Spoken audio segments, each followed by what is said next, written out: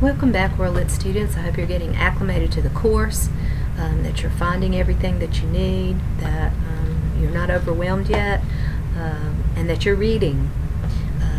I wanted to post this video to just remind you of a couple of things, or to let you know about a couple of things. The first one is, I don't believe I mentioned this in the previous video, but there is a banner at the top of your Blackboard page. It's blue, and it has links like student services, student support, technical support. These are very helpful links. Click them, read through them, see if there's any information that you can use. Especially under technical support, you'll find all of the software that you need in order to open PowerPoints and documents and links throughout the course. And it also offers the software for you to download free of charge. So if you need anything, the links are there. So that's a very helpful site. I also wanted to mention that, of course, there's a quiz that opened yesterday. It closes tonight at 11:59. Be sure that you have completed it. It's over the policies, procedures, the calendar, and the proctored testing schedule. So if you've read those, you should be able to do well on the quiz. You can even have them in front of you if you need to. So be sure that you've taken that by the end of tonight. There's one forum that's open now, a Get to Know You forum, and there's another forum that will be opening tomorrow that will ask you a couple of questions about some videos that I've posted in the links about mythology and the Enuma Elish, which is what you're supposed to be reading today. And so be sure that you have viewed especially the first two videos, which are, the first one is very short, about 4 minutes.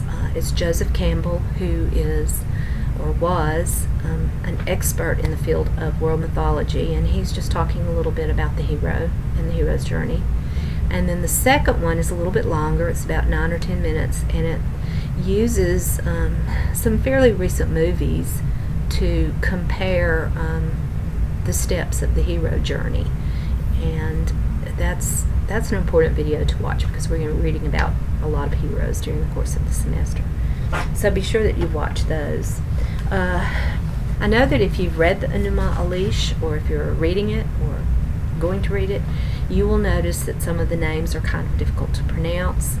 I wanted to also let you know, I think I told you this in an email, but the Norton Anthology link that I've provided has an audio glossary. And in that glossary, if you click on the early works, I think it's beginning around the Mediterranean or something like that. Click that, and it will ask you, it will give you just a list of names that are going to appear in those readings. Now, we're not reading all of the things in the introductory material, but for instance, Apsu, Tiamat, Marduk, it pronounces all of those. So that's helpful. If you can hear them at least once, I think it's a little easier for you to read them. So that's a good idea. The word cosmogony simply means creation stories. If you've read my PowerPoint on mythology, all cultures have creation stories. Many of them have similar characteristics, but they all are individual to their particular culture, specific to their culture.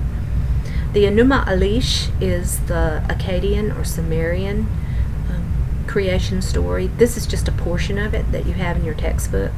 It really focuses more on the creation of the gods, just in general, and mankind. It doesn't talk really about the creation of the universe, although that is a part of the Enuma Elish. The name itself means when on high. Those are the first words from the work, the literary work. And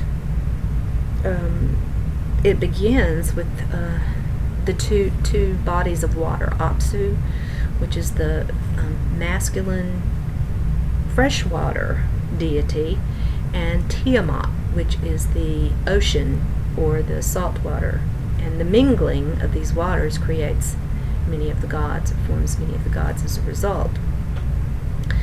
I will tell you that these names, Apsu, for instance, was the word for fresh water. So that's, we have a tendency to associate them with personifications, which, of course, later people do use these as personifications for these deities, but they're symbolic of the fresh water in the ocean. And the Greeks do this as well. They personify elements of nature.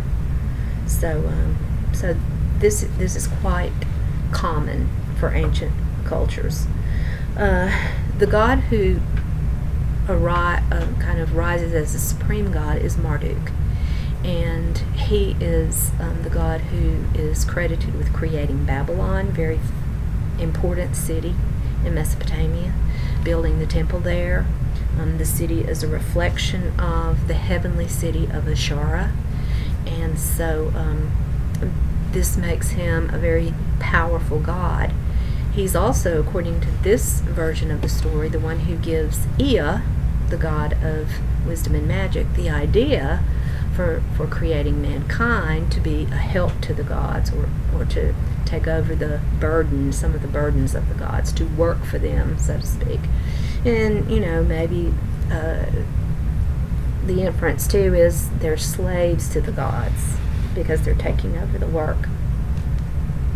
Other versions will suggest that it's Ea's idea himself, but this version gives you that impression that Marduk is very powerful because it's his idea. He just simply gives it to Ea. There are two main types of gods that are created. They are the Anuna gods. These An was sky, Anu, sky god. So these were the gods, the heavenly gods.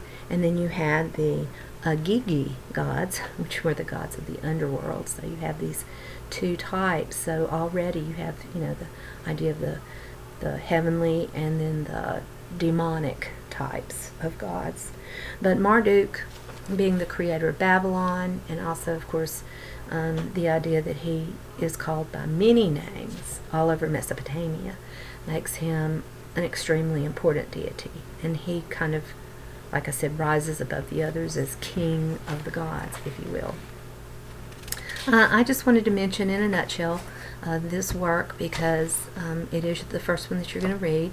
It's not the oldest. It was actually, at least we believe, written down a little after the Epic of Gilgamesh, or this particular version of it. So tomorrow you'll be beginning the Epic of Gilgamesh. I think you'll find that Gilgamesh is a very human hero, and you'll find that many of the experiences that Gilgamesh has and the emotions that he feels are very common even to us today. So keep reading and let me know if you have any questions at all. Email me and I'll get back to you as soon as I can. See you later.